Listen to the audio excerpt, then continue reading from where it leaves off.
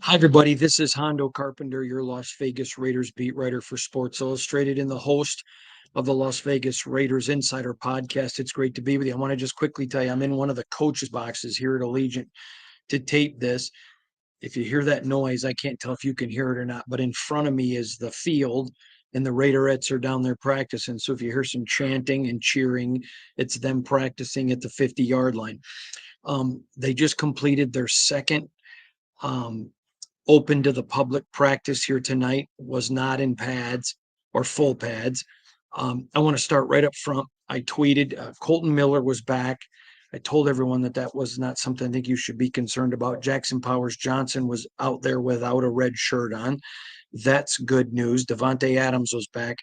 Um, One of the players, number 88, had his jersey rolled up and it looked like Brock Bowers. Me and several media members tweeted that he was out there. He was not. Totally screwed that up. I own it. It's on me. And I apologize to you for putting that bad information out there. That was an honest mistake. And the moment I saw it, I corrected it. So, but I still owe you an apology. I'm going to hold myself accountable to you. And I apologize for doing that tonight. Also, want to remind everyone, if you are a member, please check out the members only video that will pop up on your screen. If you're not a member, you won't see it. It's $4.99 a month. If you um, are a member, great. If you're not, no problem either. Nothing's going to change. You'll get a podcast every day, the same quality of podcast. But if you're a member, we're adding a new extra special treat 24 times a year for you. So if you would please, if you're a member, check out the membership video and get me an email ASAP. I would appreciate it. Okay, so we want to get into tonight's practice. Again, few things I want to tell you. There are some things that you can evaluate, but they weren't in pads. So you've got to give a little bit of grace to some people. First of all, I believe it was commonly thought, not just with me, that Gardner probably didn't have his best practice. Um, he threw a pass that at the time I said was lackadaisical. Um, I I knew the play. I checked with some of the organization and said, "Hey, was that a bad pass?" And he exact words to me were, "Well, did you not see it?" And I said, "Danny." He goes, "Yes, of course." Just making sure that Max Crosby made an unbelievable play on. I mean, it's a play that the best player in the NFL makes, the best defensive player for sure, and picks it for a pick six. I tweeted the video. I didn't actually record it. A fan did, sent it to me, and I sent it out. I really encourage you to go on my timeline and find it. I'm on Twitter when you go to @Hondo Carpenter, but I did retweet it. You're going to want to see it. It was a phenomenal play by Max. I mean, an out of this world play. Unbelievable. So you got to give him credit. It was not a good pass by Gardner, but Max made a great play on it. Not the end of the world. He came back, bounced back a couple minutes later, had a touchdown strike to Trey Tucker. That was a beautiful pass, beautiful catch by him. Aiden had a touchdown pass and several great passes. I did see something from Gardner that I loved, and I told you about on yesterday's podcast, and I want to give him a ton of credit for. You may remember on yesterday's podcast, they talked about they're going to try to mold him. I've shared with you all camp the frustration when he's under pressure and he keeps rolling, and I've told you the plays to go watch. Tonight, he's rolling out, he's under pressure. I believe it was the exact same play from the Dallas game when he turned and rolled and tried to go back, and it almost got picked off. But this time, he just tossed it out of bounds. He didn't fade, nothing. That great job by him. Great job by him. Um, I can tell you that both quarterbacks are approaching this like it's still a battle. Um, I don't, I've said this already and I stand by it. Gardner was not coronated. He's not going to be the Raiders quarterback if he doesn't perform at a high level, and neither would Aiden have kept the job. So now it's up to Gardner how long he keeps it. And we'll just leave it there. Again, I expect no issues with Brock Bowers. Unless something changes the expectations among the franchises, he'll be fine and ready by the start of the season. Um, I think it's still up in the air whether or not Jackson Powers Johnson will. I think they're leaning towards he probably won't be. But then it's a question, does he go short-term IR? What do you do with him? If you do that with him, because he wouldn't be starting anyways, then it allows you to keep Will Putnam. I talked about this at length in a podcast the other day, so I won't stay on it and give it a lot. Couple things tonight in practice that I thought was very good. The team was electric. They were fired up. That was a really good crowd. I was nervous 10 minutes before. It did not look like it was going to be a good crowd. But man, Raider Nation showed up. The lower bowl was not every seat gone, but very, very full. It was a really wonderful night. The crowd was into it. I got to give credit to the Allegiant Stadium crew. These are the people who put the fans on the screens and the DJs. They were phenomenal tonight.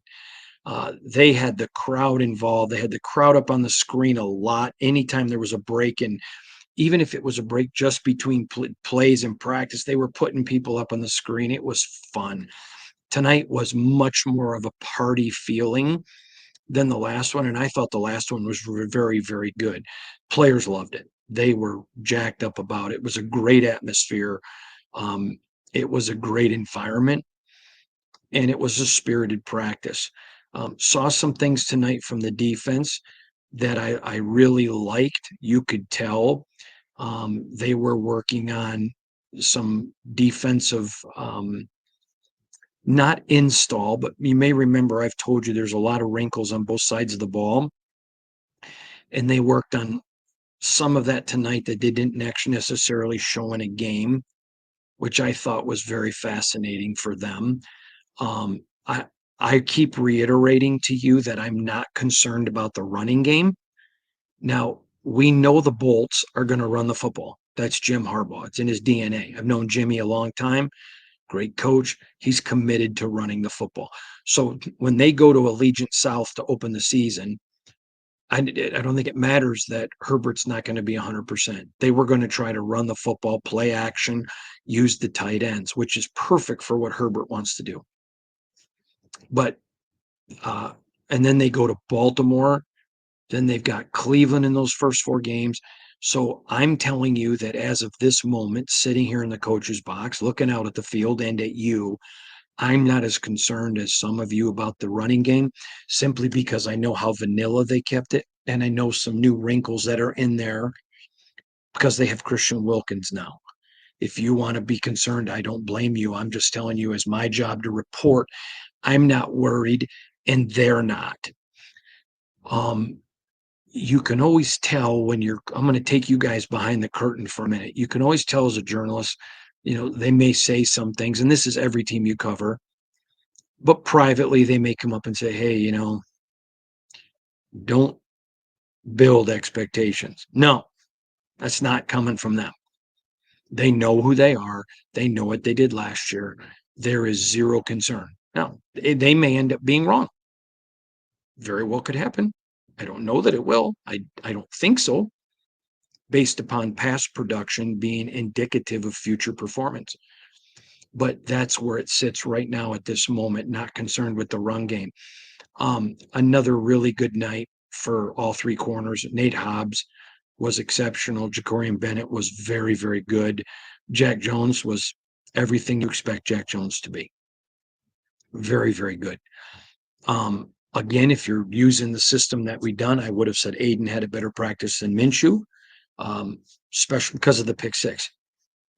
Just the way it is. It's just reality. But neither was bad and neither was uh, overwhelming. It just was what it was. Let's go to the offense. It was great to see Colton out there and Colton moving. I'm going to make a statement here about Colton Miller. I've told you this many times, but I want to get a little bit more in depth. The expectation all along has been if it had been game week at any time during camp, he would have been back.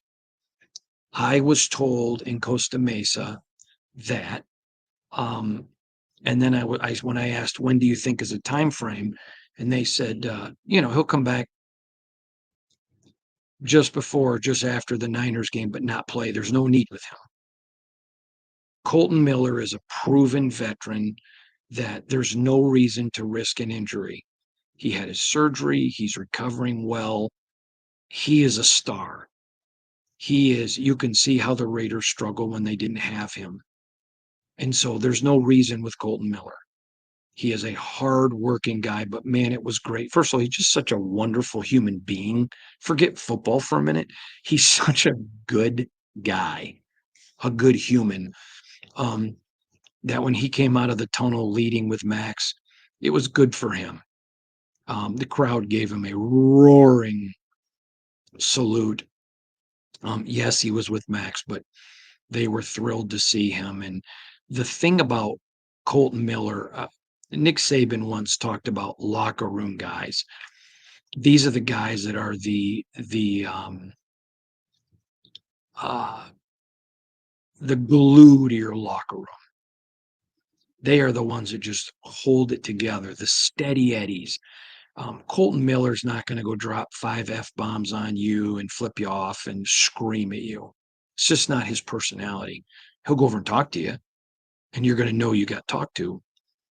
But he's a captain that will hold everyone to a high standard. But he is that guy that is great to have in your locker room.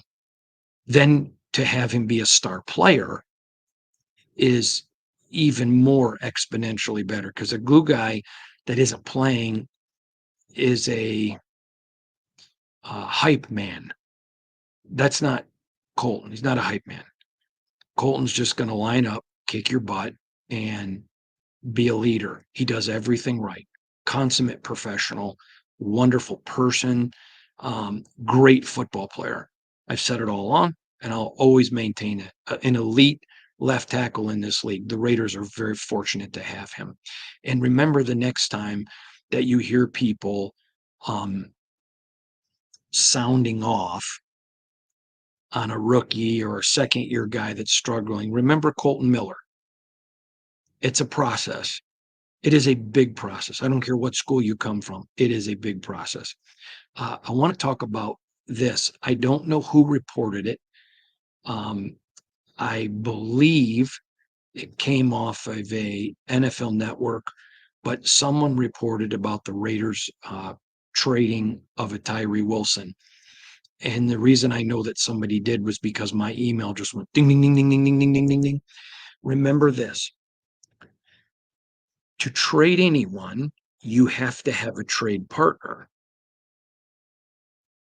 And so if you're going to hold a valuable person at a valuable pick, then you have to weigh it out. Just going to say that. There's a lot of people on this roster. Okay, I think Jack Jones is an absolute elite stud. Elite stud. You got to have him on your team.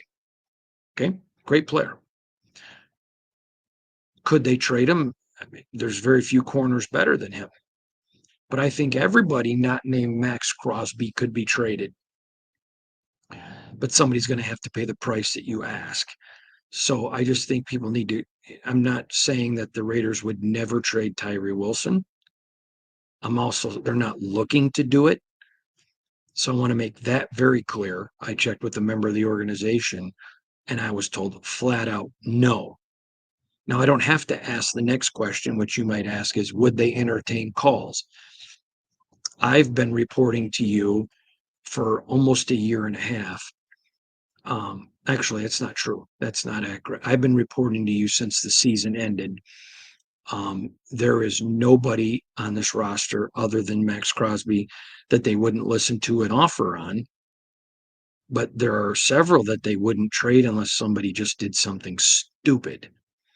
So it's not imminent. It's not anything that they're looking at. I totally believe that they would take a call because I know how Tom Telesco operates, and he'll listen to a call on everyone. Probably unless you call him Max Crosby, and he'll be like, "God bless you. Talk to you later." But I wanted to address it. A lot of people have asked me. I had several people tonight, actually in the crowd, asked me if I would talk more about the new wrinkles. And I want to remind you, I'm not sitting here tonight in the coach's booth saying to you, nah, nah, nah, nah, nah, nah, I know something you don't. Not doing that. But when you're a member of the Pro Football Writers Association and you're actually here every day covering the team and you get unbelievable access, you see what they're working on and you agree not to discuss it unless the team discusses it or shows it in a public format open to the public. So they talked about Brock. I mean, they played Brock Bowers at Minnesota at a fullback, so I can talk about that. But I just want you to keep that in mind. There are a lot of wrinkles, but me not telling you is not me um, trying to keep anything from you. It's I'm trying to give you because I think you deserve an explanation of why are you not getting that. That's very important. Now, as the season goes on and they show some of those things, I'll point, excuse me, I'll point that out to you in post game podcasts and all of that, and I'll explain this is what they did. Um, but there's something I feel it's important to talk about tonight. Years ago, I remember a coach out of the blue and showed three different plays that I had been at every practice at training camp and had not seen them practice once.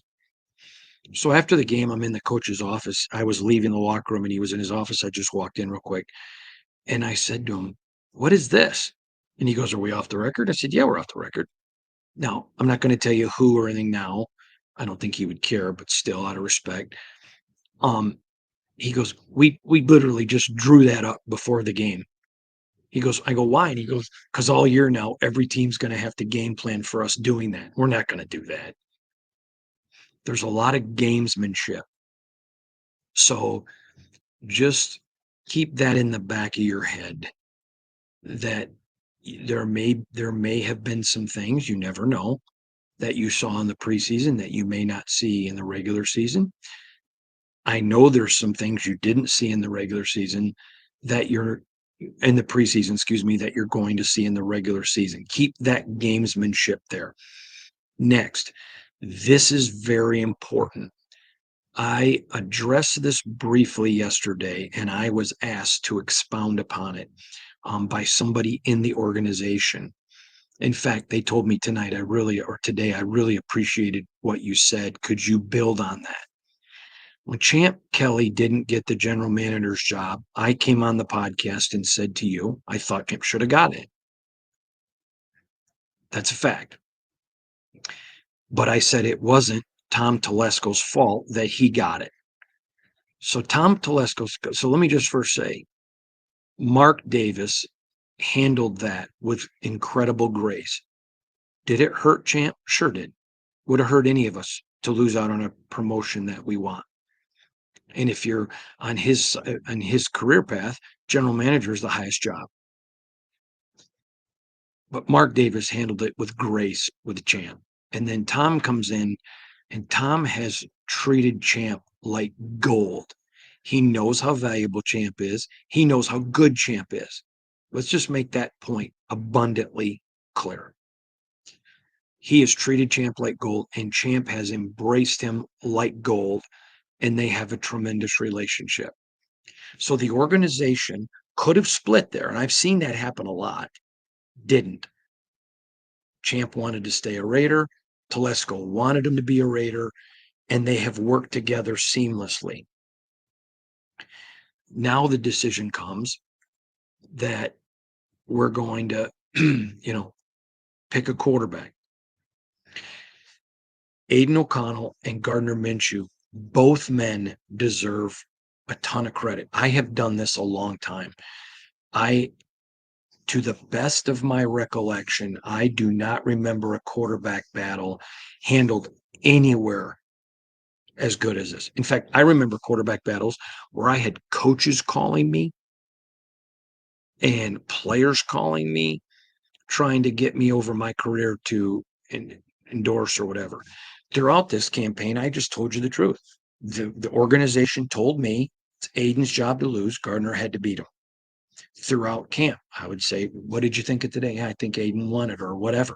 And some people took that as Hondo was biased, of which that's fine. You're welcome to believe whatever you want, but it isn't accurate.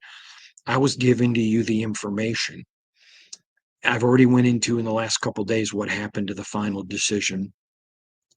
But Gardner gets here and Aiden immediately embraced him. Now, Aiden's teammates loved him.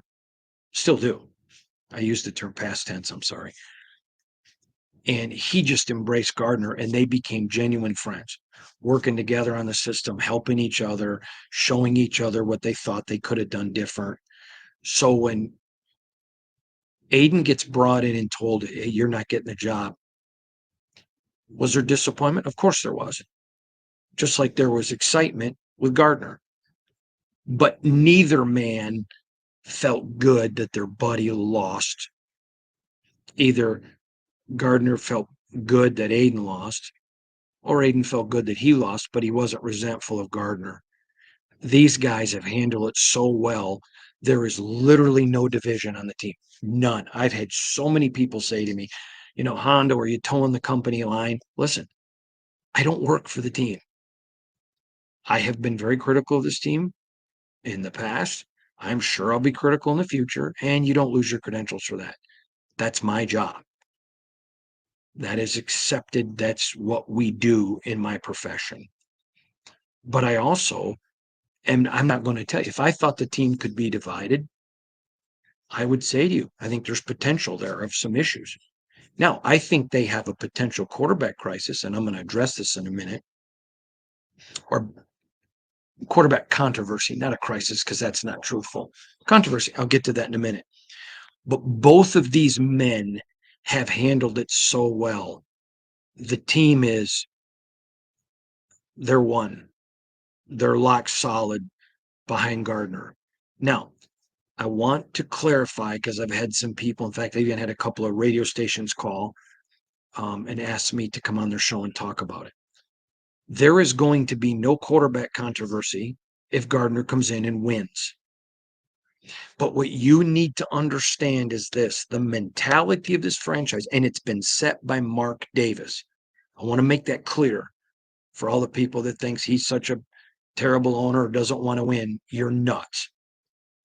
He is as committed to winning as his father was. I believe with every day that goes by and he sits in that owner's chair, it's win, win, win, win, win. I believe that 100%. Wouldn't tell you if I didn't. Do I think that he's maybe made some mistakes? Sure, I do. Do I think he would tell you that? I do. But man, I've made a lot of mistakes, and so have you.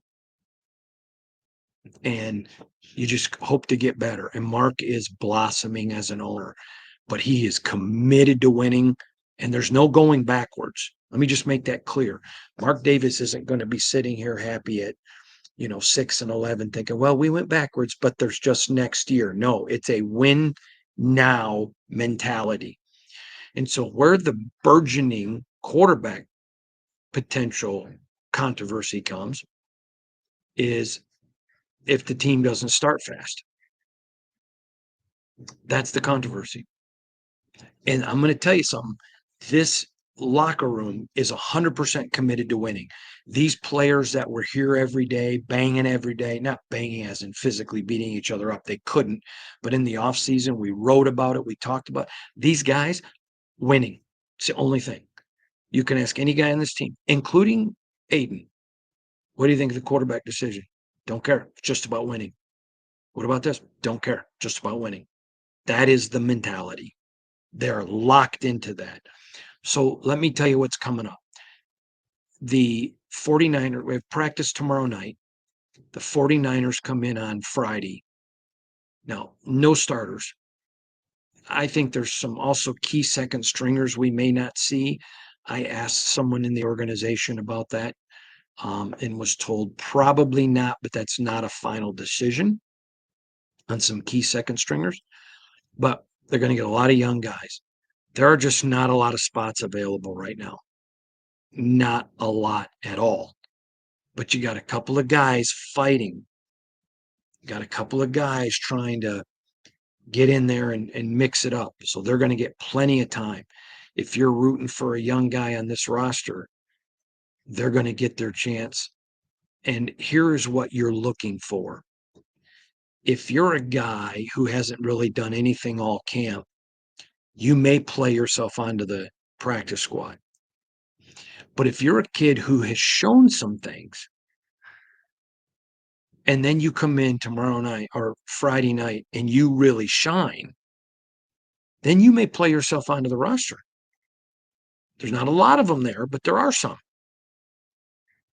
There are some. So I believe, and I may be, but for me, I think the game against San Francisco is going to be very critical because there's going to be some guys who don't make the practice squad and some guys who earn a spot on there that I think can be contributing Raiders in the future. So it's very interesting. And I encourage you to keep your eyes out and make sure you're watching on Friday night.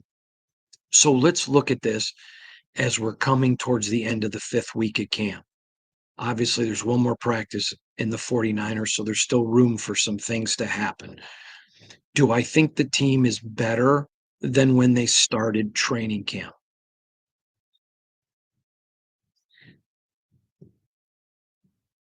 I'm going to give you an answer that's going to sound political, but it's not. I'm not sure. Um, I'm not sure for a couple of reasons. I'm going to wait and get into those after the week before the first game of the season. I'm going to wait. I'm going to hold back because obviously there's the San Francisco game and then that entire next week. So I'm going to, as of right now, I'm not sure. I think parts of it are much better. I think some of it may not be. And by the way, I'll share all the reasons I feel the way I feel with you. I'm not going to hold any of that back, but it's incomplete right now. Do I think there are areas that they are better at? For sure, I do. I think special teams this year um, has always been good for the Raiders. I think special teams this year has a chance. I think they have the best kicker and the best punter. Jacob Bobenmoyer, his times, and this is something fans don't realize, but they time his snap to the punter, his snap to the holder on extra points. His times are off the clock. I like the coverage. I like some things that we see in kickoff that you haven't got to see, so I can't talk about them. I really like special teams. This surprises me because I think coming into camp, I didn't know that they could be better. I think they are. I like the offense considerably better than last year, including when Josh was here. It's a considerably better defense. Now it's going to be up to the players to execute it because I've been at every single practice. I have watched Getsy and his staff teach and all of that. If these players don't execute, it's 100% on them. I like Getsy's play calling when I've seen the play calling in team and scrimmage work. You have to understand in the preseason games, you don't really see play calling like it is in a game situation. They're looking at more situational practice.